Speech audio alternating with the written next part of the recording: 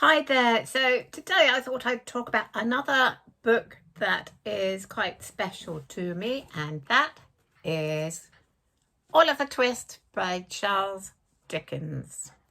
And it's another books from my bookshelf.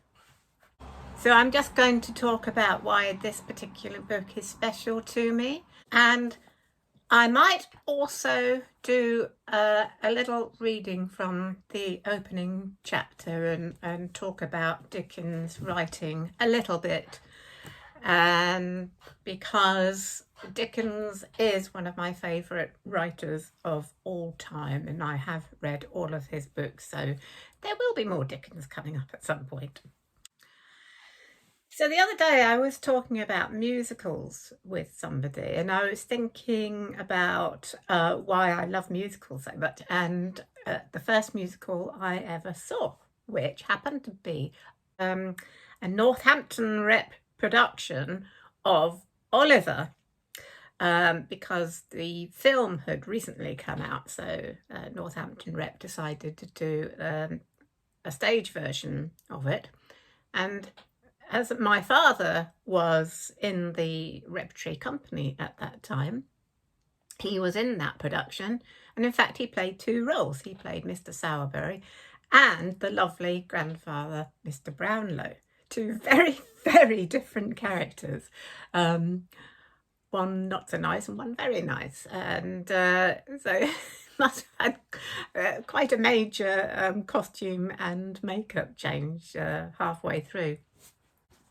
The other thing that makes this edition special to me, as you can see, it's got a picture from the film on the front. And when I went to see my father in that production at Northampton, this book was given to me by the director of that production. And his name was Willard Stoker. We knew him as Bill Stoker. He was such a lovely man. And he'd worked quite a long time in the theatre, and I was just checking out his biography, and apparently he was responsible for giving two well-known actors their first breaks, and one of those was Richard Priors, and the other one was John Thaw, who we all know and love from Morse, of course, and many other things. So that was something I hadn't known before. But he directed my father in many plays at Northampton Rep. So he gave this to me, which was really, really sweet of him. And so it was the first Dickens I read, and I was only about 9 or 10 at the time. And this edition is 1968, so yeah, probably about 9 or 10. Now, I know not everybody likes Dickens. You know, in that particular time of writing, it was quite normal to be quite long-winded in comparison with the books we read now, which tend to be very quick reading and get into the action fast. And that wasn't the case in Victorian novels. But when you read Dickens or other Victorian writers, such as Trollope or Elizabeth Gaskell, you just need to get into that mindset of long descriptions and really enjoy the prose and what's behind the prose, because one thing I love about Dickens is there is so much behind nearly every single line. Let's just have a look at that first paragraph. Among other public buildings in a certain town, which for many reasons it will be prudent to refrain from mentioning, and to which I will assign no fictitious name, there is one anciently common to most towns, great or small, to wit, a workhouse. And in this workhouse was born, on a day and date which I need not trouble myself to repeat, inasmuch as it can be of no possible consequence to the reader, in this stage of the business at all events, the item of mortality whose name is prefixed to the head of this chapter.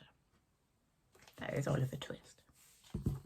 So you might think that's a rather long-winded way of saying Oliver Twist was born in a workhouse. But there is so much more in that. There is so much satire. That thing about a certain town, which for many reasons it will be prudent to refrain from mentioning. And then he says, there is one anciently common to most towns, great or small. So he's saying the workhouse is everywhere. And he was born on a day and date which I need not trouble myself to repeat. And he doesn't even give his name except that to refer to the head of the chapter. And the whole of those, all of those lines, I will not even give the town a name. I'm not even naming the person. I'm not even going to give you the day and month he was born.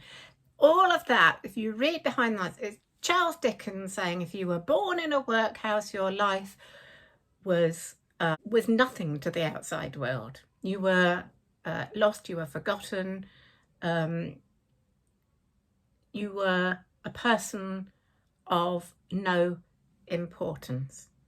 And I just loved that. I just love the way Dickens does that in his very very wry, sort of humorous and satirical way. And if you can read Dickens and look through the lines everywhere you go, you can get so much out of his books. And that's why I love Dickens. And, yes, it's a lot of effort to read a Dickens book, but it is worth the effort if you can do that. So that's all the reasons why this book is special to me, because it reminds me of the way I love musicals and the fact that my father was in a production of it, and it reminds me of Bill Stoker, and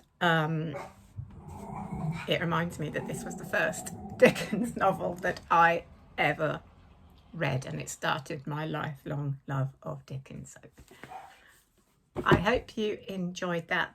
Please leave a comment if you love Dickens, or if you would like to start looking at Dickens. Please leave a comment. I would love to hear from you, and subscribe and like and all the rest of it. See you soon. Bye for now.